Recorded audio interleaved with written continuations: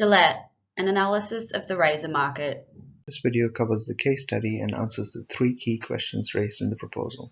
Question 1 covers the factors Gillette has historically maintained a monopoly, and question 2 and 3 cover the analysis of the factors shifting the demand and supply curve in the razor market between the period from 2010 to 2018. Gary Coombe is the president of global grooming for Procter & Gamble. Every August, the release of annual results comes around like clockwork, but Gary had never felt as somber as he did on this occasion. In 2010, Gillette held 70% of the market share for razors, with Schick being the only other key player in the market. They had all the bargaining power as the dominant razor supplier, and they could charge a 3,000% markup. But now, Gillette only has 65% market share. They've had 4 consecutive years of negative net earnings, and they've been forced to slash their prices. Gary knew that if he wanted to see a positive change in Gillette's 2019 results, the business couldn't continue on this path. He needed to look back at how Gillette had established a monopoly in the razor market to then understand where and how this was being eroded. He also needed to work out how they'd lost market share over the past 8 years, so this is what Gary and his team set out to do. In 1901, Kingsley Gillette invented the first safety razor, moving the razor from the barber into the home and creating demand for at-home razors for the first time. The prominence and ubiquity of the Gillette razor was firmly established during World War I, with a government contract that saw 3.5 million Gillette razors distributed to US soldiers.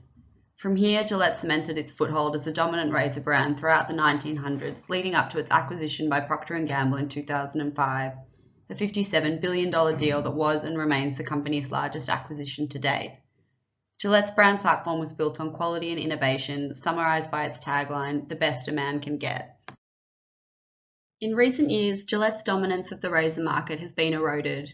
An examination of P&G grooming sales and net earnings between 2010 and 2018 paints a stark picture of reduced demand for Gillette, P&G's leading grooming brand. Figure 1 shows a trend of 6 years of negative or flat net sales year on year leading into 2018, and 4 years of negative net earnings year on year. Gillette's largely undisturbed reign of market dominance has been shaken by the introduction of budget competitors Dollar Shave Club and Harry's, vying for consumer demand and making the men's razor market more elastic. Figure 2 shows key competitor activity plotted against P&G grooming net sales figures between 2010 and 2018. In 2017, Gillette slashed its razor prices by an average of 12% and launched Gillette On Demand, mimicking the direct-to-consumer subscription models of the new low-cost competitors. By 2018, Dollar Shave Club and Harry's have captured a combined share of 12% of the razor market, with another 15% claimed by stalwart competitor Schick and Gillette at a reduced 65% share. Factors influencing demand in the razor market include low-cost digital marketing and direct-to-consumer retail channels. P&G is known for its generous marketing budgets as shown in Figure 3. However, the digital era has opened more cost-effective avenues for brands to reach consumers. Dollar Shave Club launched with a YouTube video that cost $4,500 to produce, going viral within 72 hours and shaking the foundations of the razor market as Gillette knew it. Similarly, Gillette has historically relied on in-store sales via retail partners, making the brand susceptible to lagging brick-and-mortar traffic and sales. Consumers now purchase more online, with direct-to-consumer retail channels allowing Harry's to grow 35% year-on-year from 2014 to 2016, which is 3 times faster than the industry average. Whilst Gillette was focused on technology and innovation to create a premium product, it left a gap in the market in price and convenience, allowing low-cost competitors such as Harry's and Dollar Shave Club to enter. This changing competitive landscape led to Gillette and Schick to update their offerings to include online sales and reduced prices. Manual and razor blade sales decreased consistently over the years from 2016 to 2018. This is primarily driven by a change in men's grooming trends, ranging from an aging population where hair growth is slowing, a change in the level of facial hair that the modern man has in comparison to the early 1900s, and environmentally conscious consumers exploring substitutes in recognition of the 2 billion razors that are thrown away each year. Improvement in technology has impacted supply, with there being substantial decreases in the cost of production, attracting new entrants to the market and allowing suppliers to produce more at each price level. Low interest rates and the financial success of Harry's and Dollar Shave Club has attracted venture capital and equity investors into the market. Both companies received $1 billion valuations within the 2010 to 2018 period. The high investor returns has attracted further investment in the market, making the access to and the cost of financial capital less prohibitive for other new entrants. Historically, there have been fewer than 10 manufacturers of razor blades in the world. Therefore, new entrants have either experimented with textures and materials or alternatively insourced the manufacturing process. The price of plastic materials and resin have declined during the period, and this has contributed to the decline in razor prices. Question 1. How has Gillette historically maintained a monopoly of the razor market? This figure summarises the low rating attributable to each of Porter's 5 forces, explaining Gillette's long-run monopoly. Gillette was able to establish strong barriers to entry from the outset through its patent of the first razor and an exclusive government contract in World War I. Both the patent and exclusivity enabled Gillette to establish economies of scale and control distribution channels, restricting the bargaining power of buyers.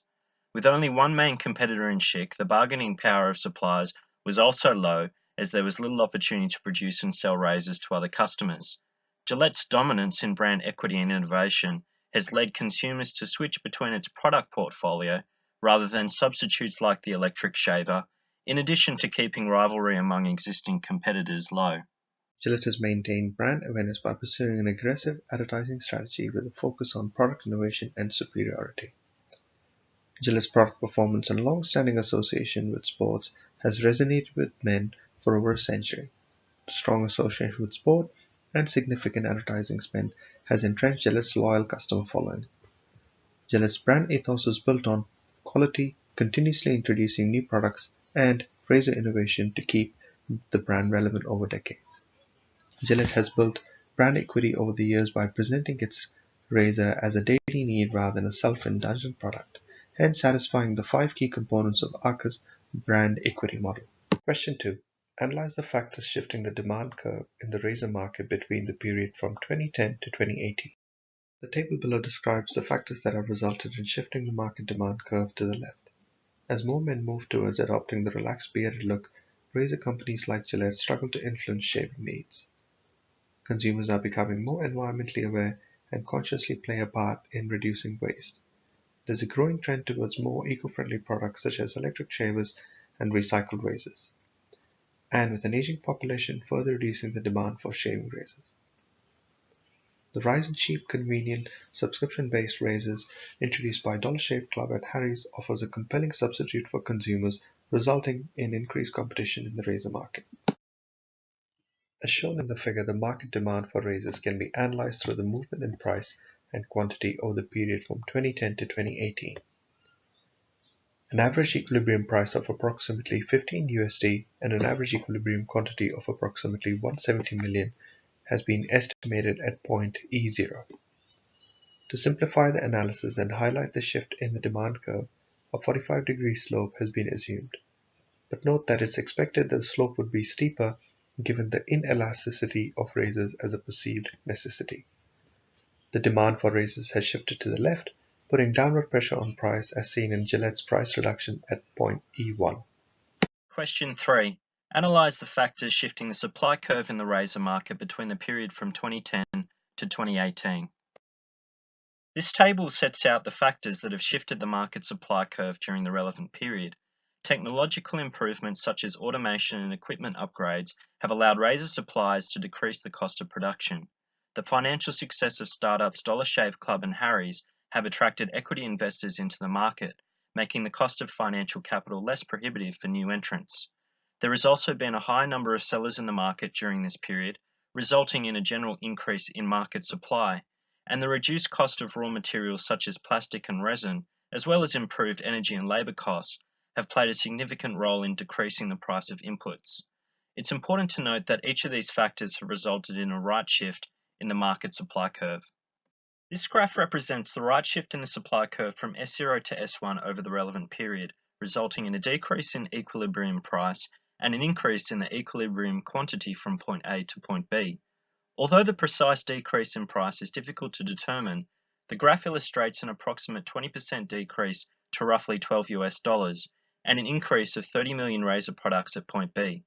Importantly, the decrease in equilibrium price is expected given the increased competition and Gillette's reduced market share. The increase in equilibrium quantity is also expected given the increased capacity in the market as a higher number of sellers are now supplying razor products. This additional supply would also place downward pressure on the market price.